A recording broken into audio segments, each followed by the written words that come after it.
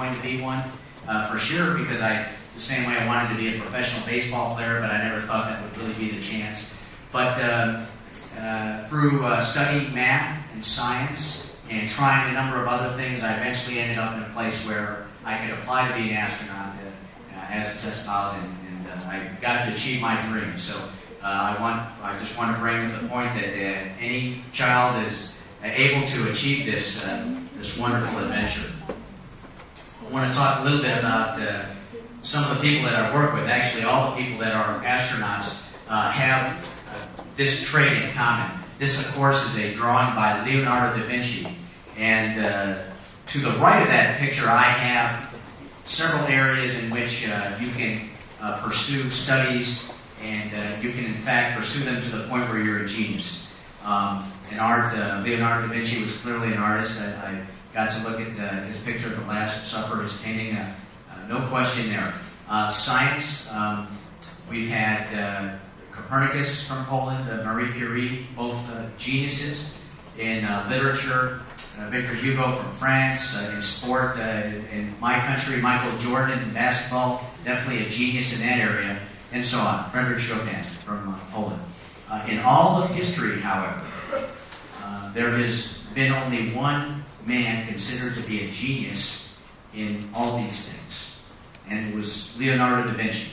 And it was because he was curious. If there was something he did not know, he sought to learn. He studied it. If there was something he wanted to challenge himself with, he didn't leave a doubt.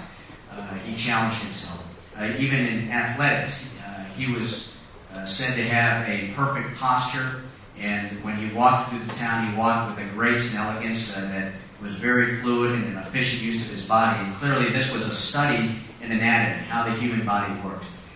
So I encourage you, no matter what it is that you plan to do for yourself, to not do only the things that you are good in. You should push yourself, get out of your comfort zone, so as to say, and experience new things. If you like music, perhaps try to play an instrument, or do something, volunteer to learn the situations of other people so that you can understand other people in the world. And that is a great thing. I'm fortunate to work with people, not just astronauts, but people throughout NASA that are this way, and it helps us tremendously with our program. The spirit of exploration. I have the names up there of 3 of the space shuttles, Columbia, Endeavour, and Discovery. And we name our space shuttles after either explorers or the ships of explorers. Columbia named, of course, for Christopher Columbus. That's my little picture of the Santa Maria. The Endeavour was named for the ship of Captain James Cook, who took Endeavour, sailed to Tahiti to view and take observations of the transit of Venus across the sun. It was a major attempt to define distance and time. It was an experiment at that time. Tell the story about Captain Cook was that he later died on one of his expeditions. He was in Hawaii and was set upon by natives and was killed. Before doing that, he explored the oceans and made great navigational charts that enabled other people to explore the oceans. So he had great contributions. However, something unexpected happened to him. Discovery is named for Henry Hudson. And in that ship, Henry Hudson mapped the eastern seaboard of the United States, from Virginia all the way on up through Nova Scotia. This trip was viewed to him, or by him, as a failure, because he was trying to find the Northwest Passage, a trading route to get to the Indies. So he never achieved his goal. As a matter of fact, he was killed on his final expedition. His crew mutinied on him and sent him and his son adrift in a boat in the Hudson Bay, and that was the last that he was seen. So he also achieved something thinking he was a failure. So the message that I draw from this is that explorers should expect to see some failure and setbacks in their life, and they need to be ready for that event so that the next day they get up and they try again. You have to be resilient in order to do that. And that's the spirit that we try to convey when we name our space shuttles. And fortunately, I have this. Certainly we've had our share of accidents with the Challenger and the Columbia, but we don't stop from exploring. We continue to press ahead, as those astronauts would want us to do. Okay, the plan for space exploration. We are currently flying the space shuttle. We will fly it until the year 2010, and we will fly it until then to complete the International Space Station. There are components on the International Space Station that can only be flown up and attached by the space shuttle. So the space station assembly and the space shuttle are combined. We will continue to be in the space station until at least the year 2015. After 2010, we will not have a vehicle ready to fly, but we will be developing a vehicle called the Orion, which I'm going to describe to you today. And the Orion, the first flight can be as early as 2013, most likely in 2015, and we will use that vehicle and another system of rockets that we will be developing to land on the moon by the year 2020. And then from there, we're going to use the moon as a place to learn how to place astronauts and humans to live and work, and hopefully in the decade of 2030 we will have our first trip to Mars. The first human being to set foot on Mars has been born.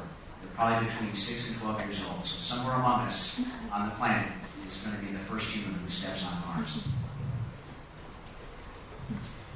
The exploration strategy, we have to do several things. One is we have to learn how to explore it. We haven't explored since we've been to the moon. We've gone to orbit around Earth. That's what we do with the space shuttle and the space station, which has taught us a lot of things. We've learned how to operate in space. We've learned how to take care of human bodies for long durations in space. We're still learning that. We've learned how to do complex assembly. We've learned how to rendezvous.